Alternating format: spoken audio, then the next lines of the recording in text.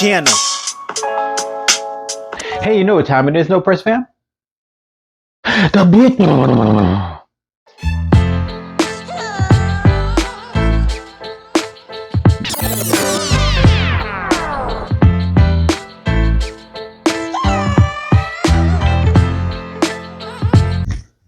Welcome everyone to another episode of The Beatdown, the segment in channel where two worlds collide. I am your host, Class, and as a friendly reminder. And as always, guys, if you guys enjoy our content, you know what you guys can do. You can share, you can like, or you can subscribe to our channel. When you guys subscribe to our channel, you know what you do. You guys are building our empire and allowing us to provide you guys with even much more greater content for you guys to enjoy. Moving on today's episode, recently, Invincible Season 2 came out. And we figured, hey, we'd do an episode on one of those particular characters who happens to be the main character, Invincible himself. Now, here are the rules on this one. We're only going to be talking about Season 1's Invincible powers abilities, okay? Only the feats on that. And for Homelander, we're not talking about the live action version of Homelander. We're talking about the animated series they had on Amazon Prime. Talking about Homelander and the episodes they had. He mentioned him at least like 2 times. He had his own separate episode and then one where he just is a cameo. But nonetheless, both are still impressive in their own right throughout the shows. So we figured we'd put these two together to see who would win a fight. All right, you guys ready? I'll be representing the boys, Homelander. Shout out to Comic Explains. We're not working with them personally, but we like to give credit where credit is due. So if you guys find any of this background interesting, you guys can always go to Comics Explained to look at their YouTube channel to see all their great content as well. And also to keep in mind, Homelander is not from DC Comics or Marvel. He's actually from a separate comic company called Dynamite Entertainment. But yeah, I'll be representing Homelander, and here is the brief origin story of Homelander. Let's talk about it. The world for many years thought Homelander came from another planet, but discovered that Vought was actually the ones who created him and other suits. When he was still in the belly, Vought injected Homelander with Compound V, which would grant him superpowers.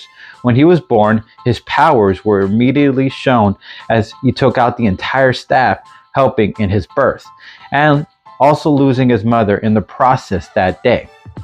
They continued to pump him and 7 others with this chemical compounds and then running tests on them day in and day out. And they grew up pretty much in the lab their whole lives.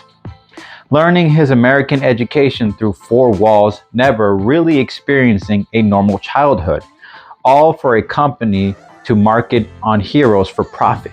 Eventually, Homelander age accelerated to a full-grown man, so they made the backstory of a Superman version and allowed him to be a hero people thought he was, all the while never realizing their hero was an unstable psychopath who only cares about maintaining his image and doing whatever it takes to keep it, even hurting the innocents. And that is a brief origin story of Homelander. Now let's get into the bath, shall we? All right. So here are some of the feats. Homelander, with his heat ray for eyes, cut an abandoned heroes into pieces in a matter of seconds. Okay, so like second-rate heroes, he cut them like butter. He wrapped metal bars around a person's chest. He broke someone's nose just by having them walk at him. Broke or run right at him. Sorry, I said that wrong. Break through a sealed door. He's bulletproof. He grabbed all the guns while bullets were firing, heated a gun to explosion, and accidentally blew someone's head and hand off in the process, ripped the person's jaw off their face, went into a blind murderer's rage, and took out 4 people in the process into pieces. Saw a man coming from the smoke and cut him into 2, and then accidentally blew up a small neighborhood. Survived a massive explosion. Yeah. Alright, so now let's talk about the end game, how Homelander would defeat Invincible. Now, let's talk about the experience. Homelander might only have been alive or existing for a certain amount of time, but given the fact that Vought would actually send him out on several assignments, actually they pretty much go to him for anything. He's their Superman, or their alternate version of Superman. So yeah, they're going to use him as much as they can, especially since he is the idol that makes them a profit. So yeah, they let him out on missions several times, which means he's gained so much experience during that time, even during that short time, fighting several different types of situations and scenarios, which means experience-wise, he might be able to bring that into the battlefield against Invincible, since Invincible is still young and inexperienced and has not fought a long history of characters compared to Homelander. So we keep that in mind. Another thing is that Homelander is a little more savage. He plays dirty, so of course he's not gonna not use civilians to put Invincible off his A game. He could just throw a civilian out, or pretend, or put weight on a civilian, any kind of way to scare or threaten a civilian's life, so Invincible has to go and save them. It gives Homelander an advantage because he can just tenderize the body, or he could distract him, or he can catch his breath. Let's say Homelander is feeling like, oh, okay, Invincible's really got my number here. He could just grab a civilian, toss him, and Invincible will have to go catch him, and Homelander can be like, all right, now I catch my breath. So Homelander has a lot of strategies where, sadly, in this situation, civilians are a big problem for Invincible, considering they create a lot of distractions during a battlefield fight against someone so powerful like Homelander. Okay, so yeah, let's continue with a couple more arguments there. Now, he's fought Supes in this animated series. Maybe they're not the best Supes, but they still had powers. And average people, any human, couldn't just easily go up to them and beat them. They need some kind of ability to be able to take them down. You can't just go in a fist fight. So technically, Homelander needed powers in order to defeat them. And those powers did defeat those maybe lower rate superheroes or Supes. But nonetheless, they were still defeated, and it took someone powerful to do it. So you could say that could be applied with Homelander putting the hurt on Invincible, because with that type of power, he could do it to a Supe. What stops him from doing it to a half alien, half human person? Gives him a little more. You got to give him credit where credit's due. On top of that, we have to bring up the heat vision. Heat vision is always going to be that backup, that extra heavy hitter that he has. It helps him through every jam. Even through this animated one, he was able to cut through buildings, cut through people, cut through doors. So it's safe to say that Homelander will use that as his weapon, his main tool in a battle against Invincible. So I do believe that heat vision is going to eventually do some damage to Invincible at some point throughout the fight. There's no question about it. It will hurt. It will eventually penetrate the skin. So Homelander just needs to keep applying that type of heat pressure into Invincible during the fight. Eventually, he might be able to cut through him, or actually jam into his heart. Now, the last thing I'll mention as a wild card is that in the animated series, he survived this massive explosion that took out almost an entire block. There's an argument to be said that if Invincible hasn't shown yet that he could take an explosion, he's taken some other weapons or other pressure, but never an explosion. Homelander in this one did get to show that. So there is an argument to be said that Homelander could use an explosion to put out Invincible. He might survive it compared to Invincible. It's because the argument is being said through the animated series, he survived that explosion. I do think that he could do the same to Invincible. So he just needs to find a place that has, I don't know, like landmines, or some place that has explosion stuff, or stuff that's easily explosive. Get Invincible into that place, apply that pressure, start that explosion, blow things up, either escape or stay there with Invincible. But either way, Homelander, even with that last Hail Mary, has this one in the bag.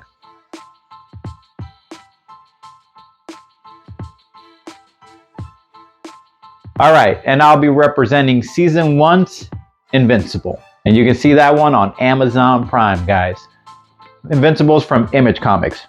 And both shows you can watch on Amazon Prime. There's the animated one, it's called The Boys Diabolic, I believe. And then there is the Season 1's Invincible and Season 2, obviously on Amazon Prime if you want to watch it. And if you want to look at both comics, Dynamite Entertainment has The Boys, and Invincible is on Image Comics. So I'll be representing Invincible in this one. All right, let's get into the brief origin story of Mark Grayson, aka Invincible, shall we? Omni-Man came to Earth as a sort of friendly version of Superman and fell in love with an Earth woman. Flash forward, they had a child, and he is now in high school. hoping to get his father's powers, all the while not knowing if he ever would. The day comes and he gains his powers. His father tells him where he's from and leaves out a bit of details, but begins training him to harness his powers. He eventually gets the hang of it and then discovers his father's little secret, that his father was here to invade and now had to decide to join him or defend the only place he has ever known, deciding to defend his home and become the hero we would call Invincible. And that's a brief origin story of Invincible. Now, Bath. Let's get into it. Here are some of the feats. He threw trash out of Earth's atmosphere, flew and almost crashed onto a plane, lost oxygen flying outside of Earth's orbit, fell hard to the ground, learned some lessons from Omni-Man himself. His first fight officially, he took out a criminal robbing someone made entirely out of solid rock and some sort and defeated him. Can throw a ball all around the world in minutes. Second fight, took on a cyborg and won. Third fight, took on a small alien invasion army, but didn't manage to win that one. Took on the small alien invasion a second time and almost lost again, but found his strength to win the new Guardians of the Globe. Sorry, 5, 4, 3, 2, 1. All right. Took on a small alien invasion a second time and almost lost again, but found the strength to win with the new Guardians of the Globe team up. Took the blast heat of 4 alien cannons. That's impressive. Landed a single punch on Omni-Man while he was dodging him. Fight an alien from another planet to show that he can defend it. And I guess he proved himself. Fought a third time the alien invasion, and this time got saved by his dad. Sadly, held back a punch from Monster Girl. Put Monster Girl back to her little girl form, caught the giant sculpted head of Abraham Lincoln before it could collapse onto the ground and placed it back onto the mountain's torso. Tunneled through the ground to catch 3 tourists from falling, 3 tourists being 3 family members from falling to their demise to like volcanic acid. Assisted on a space mission to Mars. And this is how it went out. He carried the crew back to their ship, created a dust storm to stop Martians from defeating him in the numbers game, and then took them out in a dust cloud, lifted a rocket to give them momentum to lift off, and flew back onto the aliens' turf to grab a little souvenir and said, hey, no hard feelings, and then flew off again. Fought the cyborg again, and this time really put the hurting on him. Fought a woman/beast hybrid, held a building structure from collapsing with people inside, stopped a meteor from crashing to Earth, teamed up to take on 5 incredibly powerful villains. One was made out of lightning, another beast warrior, another made out of magma, and one using his chest tentacles. Yeah. Took an absolute beating from the beast warrior fella. Fought zombies, like 4 of these zombie cyborgs. I don't know if they were actually zombies, but I guess they were human still and robotic. I don't know what it was. Fought off a giant alien creature. Took on Omni-Man. Had a building collapse on him. Took a subway bus with a pile of bodies to the face. Got the candy beaten out of him by Omni-Man and still healed after the ordeal.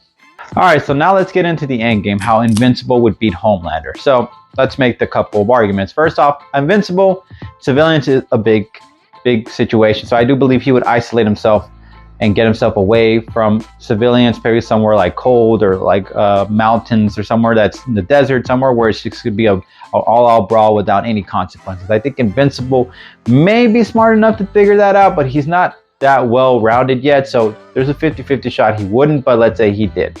It would give him a fair advantage since he's not going to worry about civilians, and it gives him a home field advantage. Now, another argument to be said is, yes, the heat vision is a big benefactor for Homelander, but if you remember in the animated series, he took 4 cannon heat blasts, like heat vision blasts, like right directly put at him, and he was still able to hold his ground. So argument could be said that yeah, he could probably withstand any of the heat vision that Homelander. He might be able to withstand it for a long period of time, and that long period of time gives him enough momentum to be able to take on Homelander for a long. As long as he stays in the fight, as long as he doesn't penetrate or get through the chest, he's good to go. I do believe that Invincible could hold himself or hold out on it. Now, another thing to add on is rage.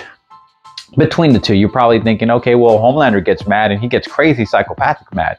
That's true, but he kind of throws more of a child tantrum, like he just gets all a little pissy, compared to Mark, who kind of goes like ballistically raging. Now, when he gets mad, his powers get amplified. Like for some reason, their rage gives him more strength. So I do believe with his anger, he could actually put a lot of hurt on Homelander. So much to be on equal grounds against Homelander when it comes to a fist fight. Because normally they would say Omni-Man probably has a better odds of defeating Homelander, but Invincible might not. But I do believe with the same anger that his father has, he could apply that same pressure to Homelander during a fight. Now, another thing I'll also add is, well, he threw a baseball one time. Now, this is a little added bonus. But let's say he throws a baseball and he uses Homelander's head as the catching mitten. All he has to do is plan it properly, put him in the right position, keep him in a certain position, and if Homelander doesn't see it coming, he could probably nail him in the head before when the ball gets around the world, before Homelander sees it coming and before he can react, and he might be able to bash into the skull, or he might be able to hit the chest fast enough because of that speed velocity. There is that possibility. I don't know how durable Homelander's skin is against something that's coming at supersonic speeds. I don't know if it's supersonic, but fast enough could probably do some real good damage to you. Okay, two other arguments I will make is that Homelander is a little impulsive. Like, he doesn't really think all the way through when strategies, especially when he thinks he's overconfident and he's cocky. He will get the idea that he might be able to take you down without even breaking a sweat. So his cockiness does cloud his judgment when it comes to making rash and split decisions. Sometimes he makes the wrong ones, and then it comes with consequences. Same could be applied in the series. He makes a mistake trying to underestimate Black Noir, and then he cuts a man down in the smoke, but it turns out it blows the whole building up. Obviously, there's a twist at the end of that, but nonetheless, Homelander was put off guard by a person who didn't really need to be super powerful in order to defeat him. He just needed to be clever and sneaky. Invincible, he's still a bright kid, so I do believe he could come up with a strategy to psych Homelander out, to catch him off guard in situations, and then get the upper hand and surprise him in that sort of way. And then the last point I'll make is, who's fought way better villains? And I'm going to give it to Invincible. Between the two, Homelander fights thugs, with guns and stuff. That's not really much. His worst day is a bomb. But with Invincible, we're talking invasions of aliens coming out of some freaking portal.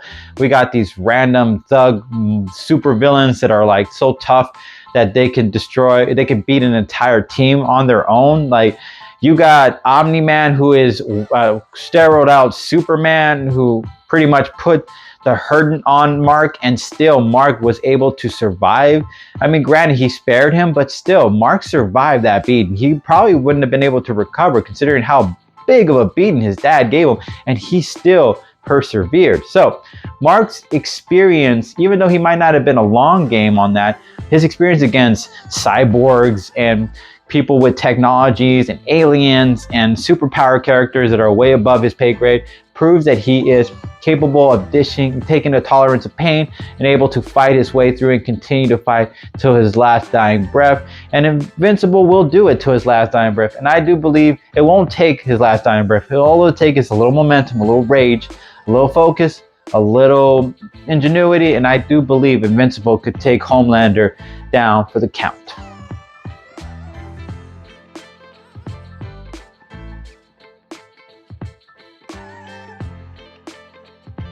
But as always, no press fam, it's not up to me. It's up to you guys. So if you guys liked my argument, you can either hashtag Invincible or you can hashtag Homelander.